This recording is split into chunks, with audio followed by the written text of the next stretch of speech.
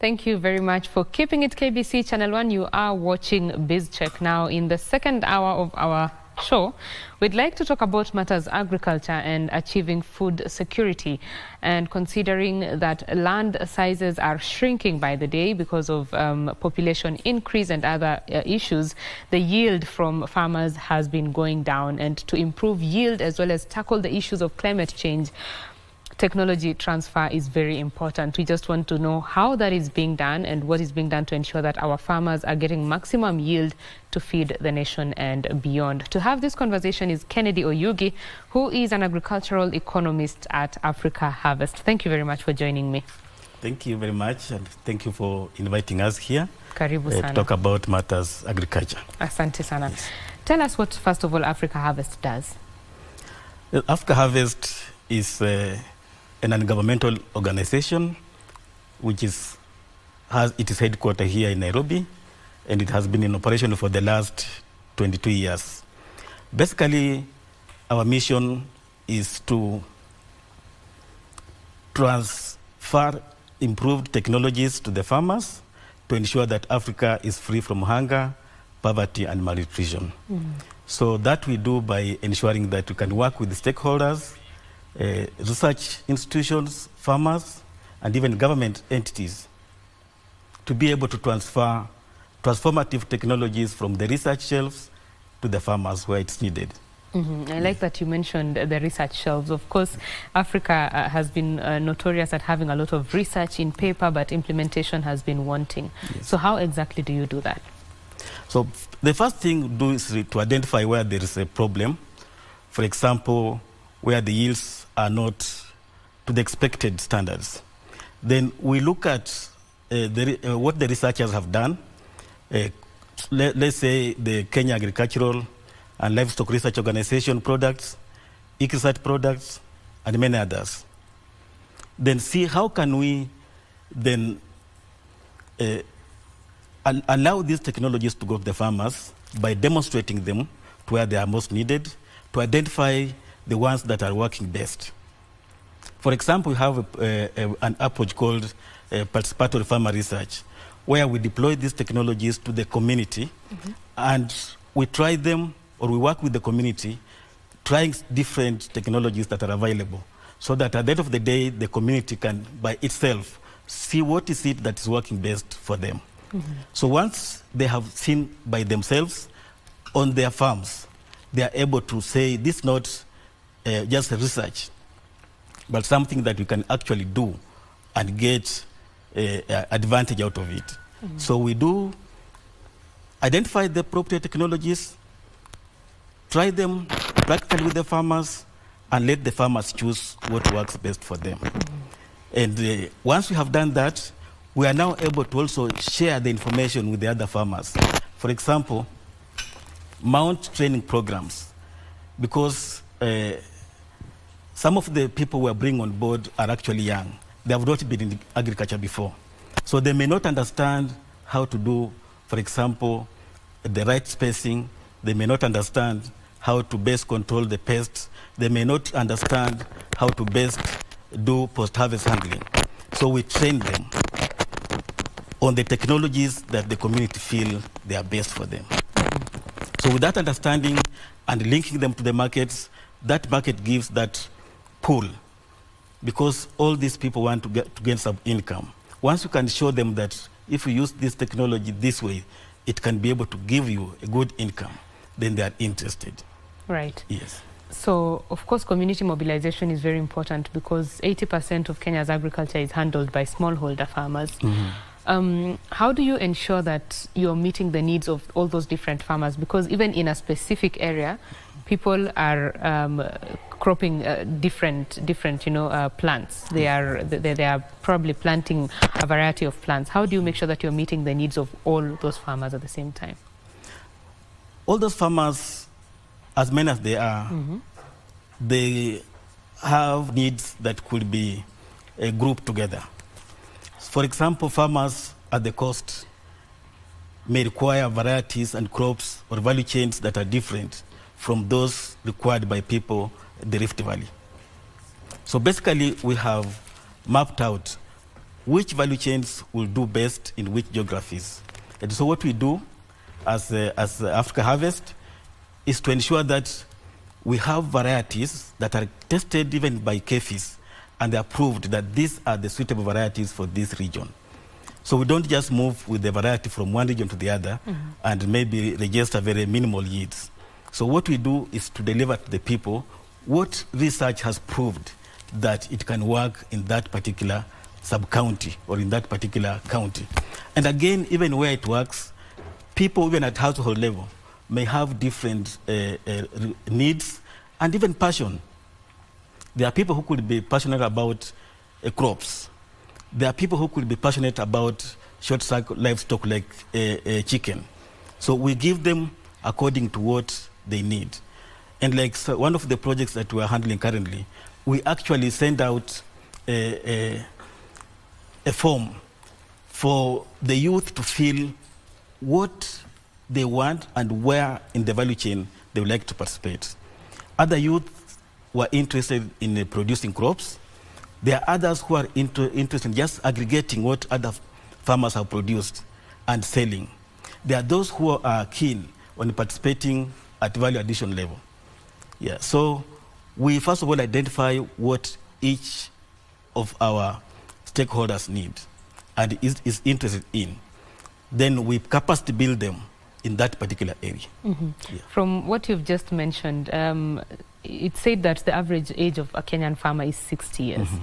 And of course, there's a lot that needs to be done to attract more young people. Yeah. But from what you're saying, it seems there is interest from young people, right? There is, yes. There is interest, and sometimes a problem can be actually an opportunity in some cases. Like in the Kenyan case currently, many young people are not employed. And to earn income, they are willing to invest in agriculture, especially once it can be shown that it can be demonstrated beyond doubt that agriculture can pay them a dignified income. So they are willing to enter agriculture. Some challenged maybe by access to land, but that's how now we are availing opportunities like value addition. We are availing opportunities like aggregation and even market linkages. We are even introducing young farmers into digital technologies where they can be able to aggregate demand using digital platforms, such that they are at one point they can be able to establish that in this area around KBC, for example, we have this number of farmers who are willing to dispose this amount of crop. And then they can now use that information to get a buyer who can be able to take this kind of crop and earn a commission out of that, even if they don't have land, for example. So because that will not require land. Value addition, for example, we are working with the young people, especially young women, to do value addition in the crops like sorghum, where they can be able to generate or to produce sorghum cakes. And by the way, they are very nice for those of us who have tasted them. Okay. And so that may not require that that particular young person has land. Just a small oven plus where I can place it is sufficient to put this person into income generating activities. And as he or she earns from value addition, it pulls other people into producing the raw materials that will be used for that value addition. Yes. We shall delve into the value addition bit in just a little bit, but let's talk about the farmers on the ground. Even as you help them adopt these technologies, we know that a big challenge that farmers have had is the lack of extension services or limited extension services. Yes. What has been your experience in terms of ensuring that these services get to them? That's true, actually, and it's not like a problem that farmers have created. Right. I think it's a resource constraint at national level and even at county levels. So what we have decided is to use community members, train them to become, if you like, mini extension officers. From within the community, we identify people who are trainable with a certain level of education. We train them and make them trainers of these farmers. So currently Africa Harvest has like over 600 spread across over 10 counties, where we have trained them in the whole spectrum from agronomy to value addition to market linkages to negotiation skills, to be able now to cascade that information, that knowledge, the skills to the last mile areas, I can say the last person along the value chain. So they can be able to reach farmers and bridge that gap. And again, we're not doing this in isolation. We work with the available government extension officers, because you realize that some of them are quite informed, quite knowledgeable, but they are fewer, so they can't reach everybody. So we bring them to train with us, these trainers at community level, so that now we can be able to release or send them to the community to train other people. Yes. So even as you work with the extension officers from the governments, the county government and the national government, with the GDP contribution that agriculture has towards this country, yes, isn't more supposed to be done to support these farmers who are producing what we are eating and what we are exporting? Actually, a lot needs to be done, because all studies, all research say that agriculture has the highest potential to provide jobs and also to even spur industrial development, because industries require raw materials. For a case, an economy which is dependent on agriculture as opposed to, say, minerals, agriculture will play very significant role in spurring other components of our economy. So a lot needs to be done. And one thing that needs to be done is that availing extension beyond where we are now, beyond where the situation is. Secondly, is to working with other stakeholders, national and international, to get the right technologies to the farmers. The right technologies here covering seeds or breeds for the case of livestock, and even machinery that can be able to reduce drudgery and be able to deliver the job within a short period. Yes. So as the land size is shrinking, Kenya probably looks at commercializing agriculture. Yes. So how do you achieve that commercialization, yet the land size is shrinking? We may want to intensify what we get from a certain unit of land, because traditionally people would move around and clear more bushes and plant more crops. But that's not an option that we have right now. So that's why we need to do appropriate technology combination to make sure that we enhance our productivity, which is one also of the Africa Harvest thematic areas, so that from that acre, we can now get more. If we are getting 5 bags of sorghum, we can now get 10 from the same acre, because we are not, we don't have any ability to increase the size of earth that we know it. So the land is still limited, and it will continue getting limited, especially in terms of what is available for agriculture. Yeah, because we have to share that space with the buildings, we have to share that space with other infrastructure. Yes. And how do we ensure that we are maximizing yield in a sustainable way? Because we know that we have an issue with soil acidity in Kenya. And of course, a lot of organizations have been, and the government as well has been proactive in coming up with in interventions towards this. So how do we ensure sustainable agriculture? There are proven technologies towards that. For example, there are very well-known soil and water management practices, including minimal tillage, where we don't have to plow a whole square meter, yet your crop only needs maybe less than 0.5 square foot to grow. So you are disturbing this other part of the land unnecessarily. So those are some of the things that we say can be able to enhance productivity without needing to expand the land. There are also issues to do with the integrated pest management. You don't have to like overspray. you look at what can we combine with what biological practices to make sure that you can be able to get what the yields that we expect without sort of exacerbating the already bad situation in terms of land fragmentation, environmental degradation. So the soil and water conservation measures, others including even like mulching. Mulching will serve you in two different ways. It will conserve the water that is there, and also add organic matter to the soil. So this can even be done to amend soils that are already degraded. Yes. Agroforestry, for example, ensuring that you can be able to plant trees which can coexist with the crops, for example. There are some trees which can also be which can serve as fodder for livestock. So that way we are able to intensify, but at the same time pursue our sustainable development goals.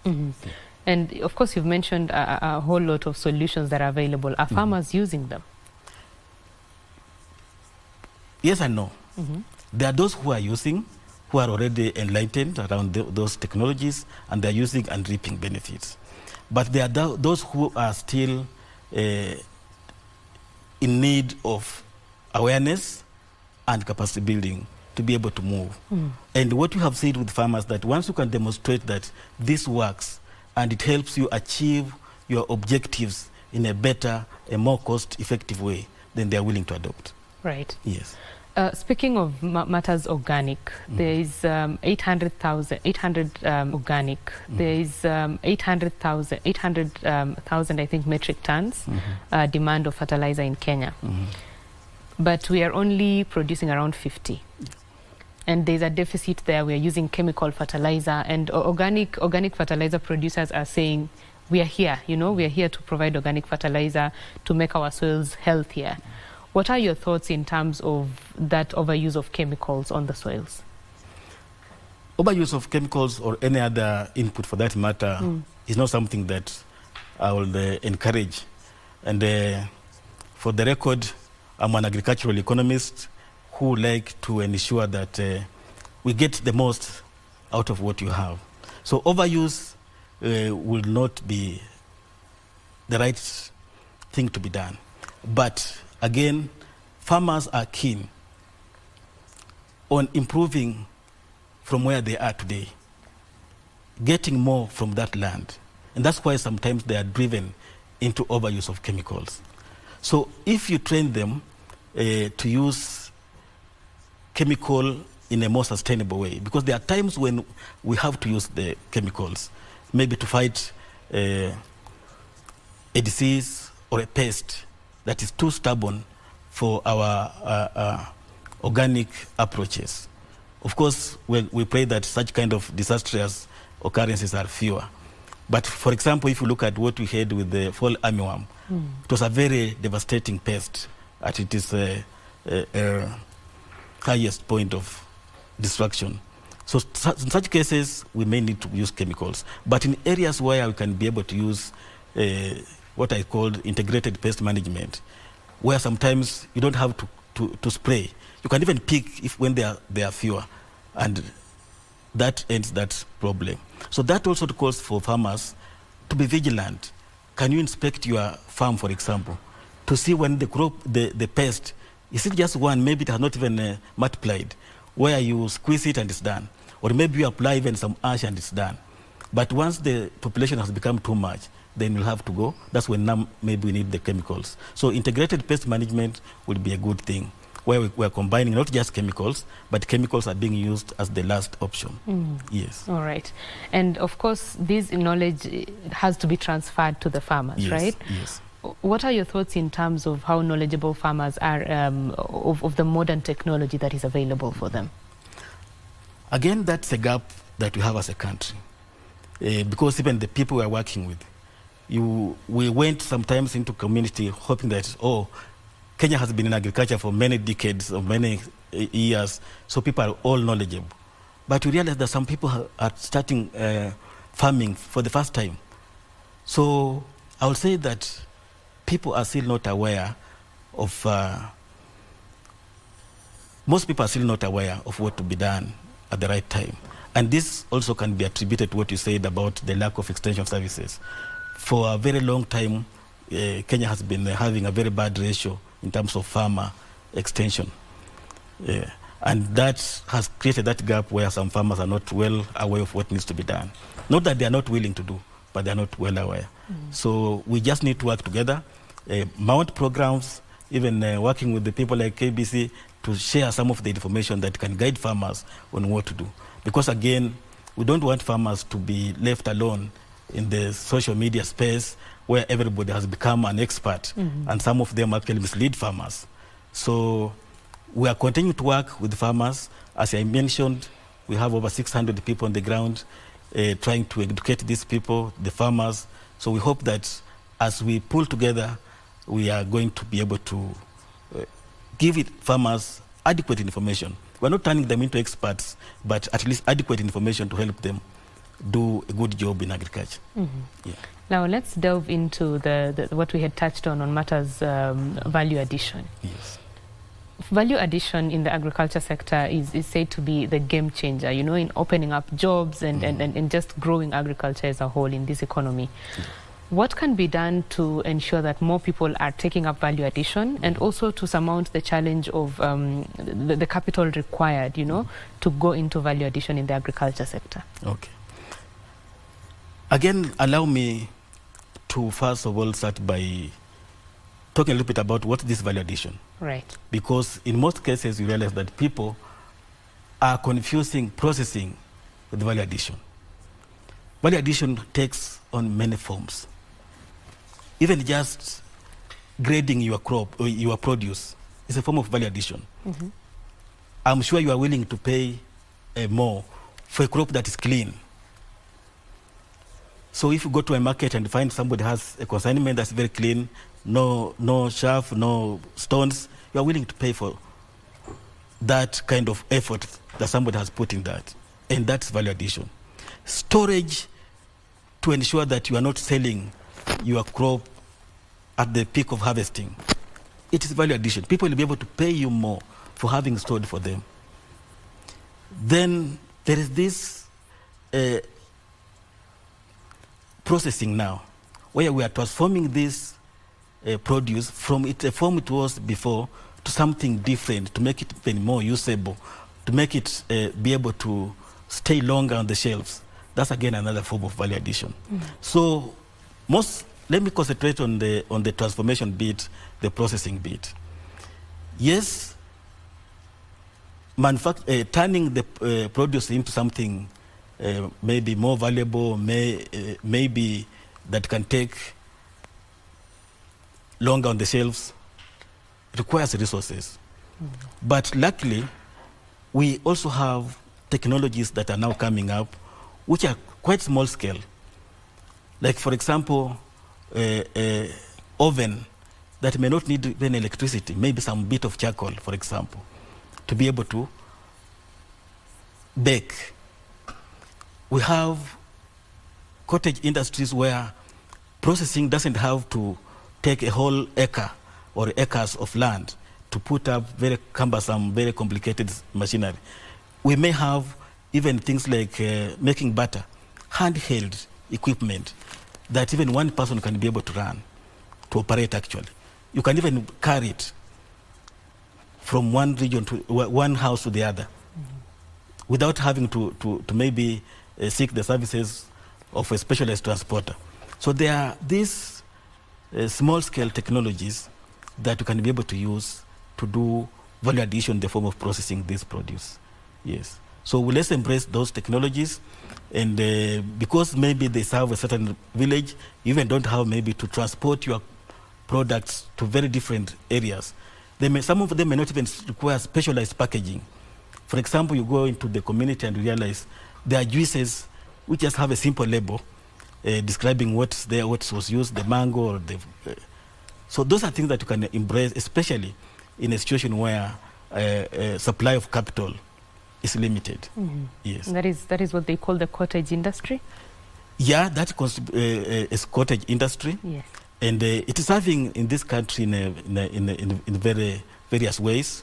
People are making peanut butter, people are making juices, people are making cakes, for example, which is good. Already we can be able to do it.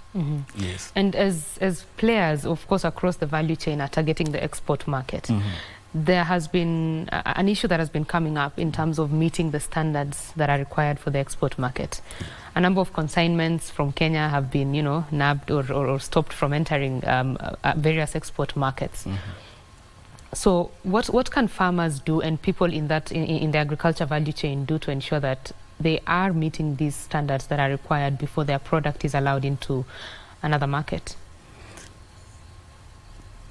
I'll tell you, each market has its own requirements, even the local ones. Yes.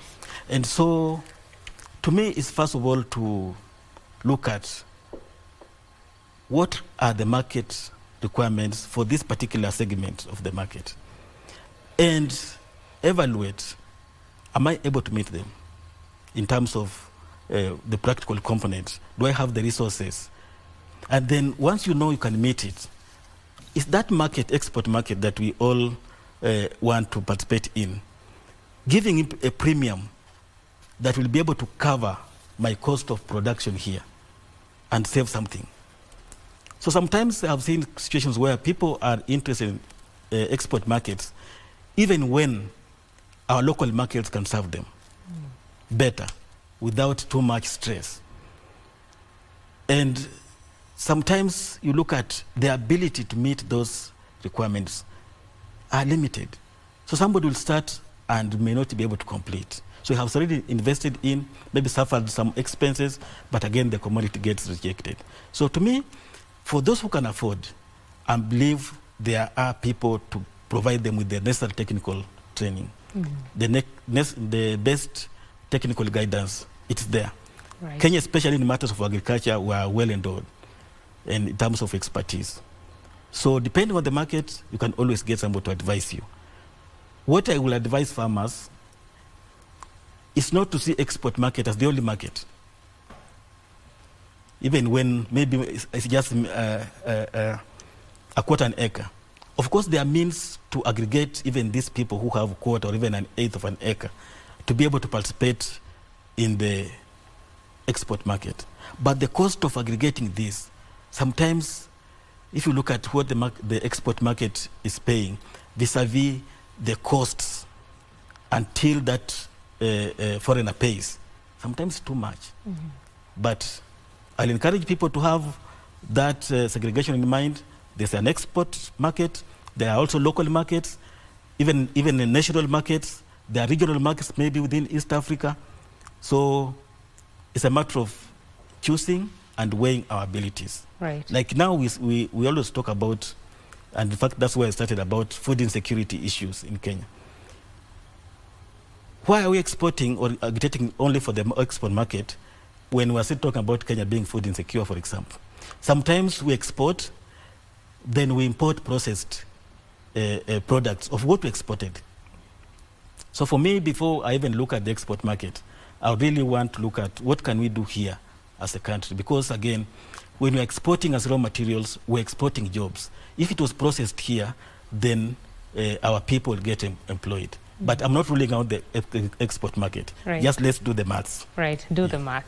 And in doing the math, sometimes as consumers, you go to the supermarket or the market and you're definitely looking at buying the cheapest product. And sometimes the products produced in Kenya cannot compete with what we've imported from our neighbors because of our high production cost. So what can be done to bring this cost down so that our products, locally made, locally produced, can be more competitive in the market? There are a number of ways that can be achieved. And the very first one is to stretching our productivity such that per acre we can be able to get as much as possible. That will make our raw materials cheaper even here. Then the other thing is to ensure that if there are any forms of taxes, even on machinery that is used to manufacture these products, our government considers lowering taxes and sometimes even subsidizing acquisition of those machinery. Because the government should not just look at if we subsidize, then we are going to lose revenue. What about the revenue that will come in terms of employment creation internally? So those are things that need to be looked at holistically, especially getting our materials as low as possible, as cheaply, more affordable as possible. Yeah, that's one way. And then just ensuring that we create efficiencies in our channels of distribution. We manage our post-harvest losses to ensure that we can be able to get even a profit without having to charge so expensively. Yes. You are in charge, or rather you are policy advocacy expertise. In terms of policies governing the agriculture sector, what more can be done to support this industry, this very important industry? The best to me is increasing funding for agriculture. Funding in terms of access to extension services, funding in terms of access to machinery, funding in terms of access to other inputs like fertilizer and fertilizer and seed, for example. And I think the government has been tackling one component about access to fertilizer, which to me I think is good. It just needs to be enhanced, and then these issues that I don't want to go into about the quality of fertilizer are addressed, then we'll be on the right track. The other one is about market, because market offers a pool for these investments. So ensuring that for export markets, we invest in advertising, opening up more channels for our commodities to go into other countries, and also internally making sure that we invest even in agricultural manufacturing. We saw the other day most of the counties starting business hubs, industrial hubs. Are they equipped? So we need to make sure that those hubs have, for example, adequate cold storage facilities such that we don't lose our produce, especially fresh produce, because sometimes you visit some of our markets and what you see is that somebody came with a crate of tomatoes, and now he's pulling that crate of tomatoes to throw it away because they are spoiled. But if markets had, for example, got good and affordable cold storage facilities, somebody can extend the shelf life of this produce and be able to sell it the following day. Because once you throw it, then you have lost. The country has lost. Yeah. So infrastructure, inputs, open markets, enhanced extension, that should help us. Yeah. Farmers have for long complained of the issue of middlemen, you know, making more than the ones who are producing. What can be done to...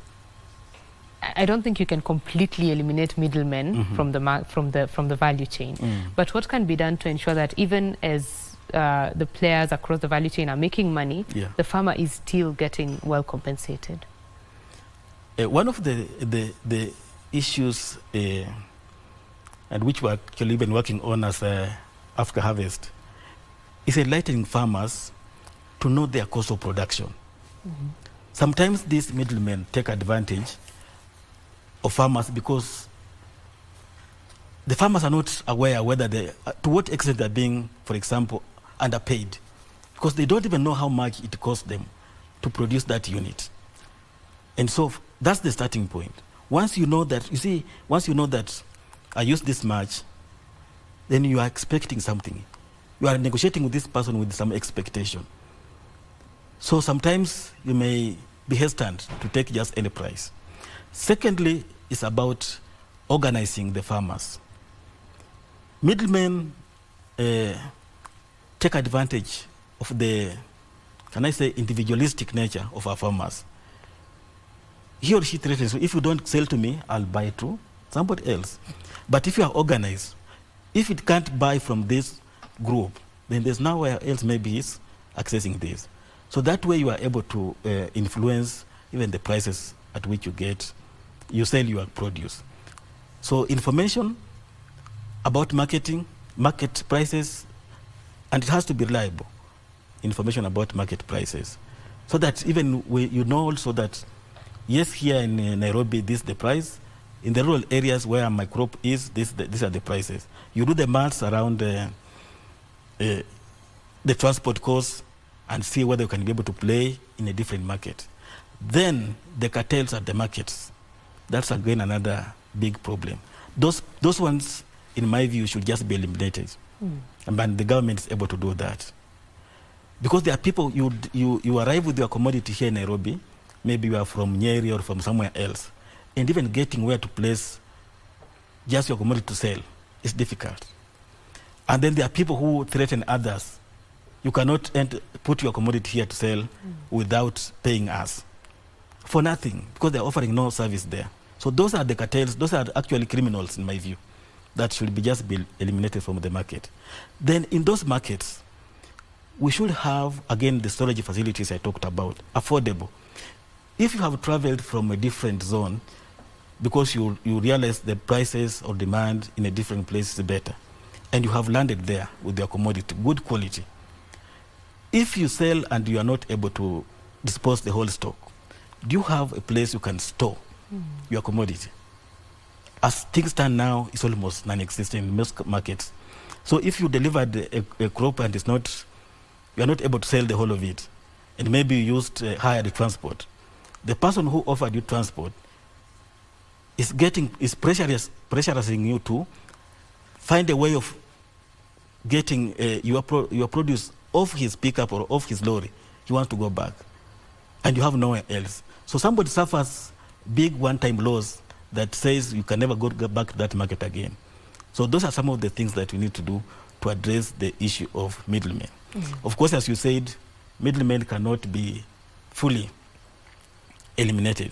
And there are middlemen who come and buy. You agree on the price. Those ones are good. But these ones who hide at the market and give orders, those ones should be eliminated. That's where the problem is. Yes. Right. So agriculture being a devolved function, and all these issues that are facing farmers, the post-harvest losses, extension services. What do you think is the role of the devolved units in ensuring that agriculture is solid in their different counties? Again, the same thing that we will expect from any government, putting in place the right infrastructure. In fact, the devolution of agriculture helps counties to zero down on what is specific, what is of importance to their own people. So putting together like good markets that have the right post-harvest handling machinery or facilities is a good thing. Employing more extension officers as government is still a very important thing. Secondly, enhancing access to inputs like seed. There are some farmers who are stuck in their traditional varieties which are less productive because they cannot afford seed. So having programs where maybe a farmer can be able to access seed and pay after harvest, those will be able to enhance our agriculture. Because sometimes farmers are forced to go to sources of credit where you have borrowed today to buy seed, the next month you are supposed to repay that amount. So if you do not have any other source, you get scared of taking those kind of credits, say from self-help groups. So we need credit facilities that are tailor-made for agriculture, where this person can only repay after harvesting and selling, not something that will take today and the following week you're supposed to repay, yet the crop has not even germinated, for example. So if you had other sources of money, you will not have taken that has interest. That is true. Yeah. Right. So as we come to a close of the conversation, I'd give you a minute or so to give us your closing remarks on this. Okay. Thank you. Agriculture works. Agriculture is important for this country.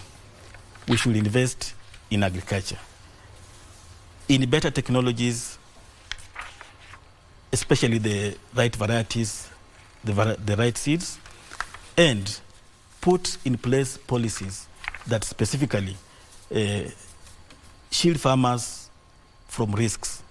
For example, the droughts, especially in view of the climate change issues.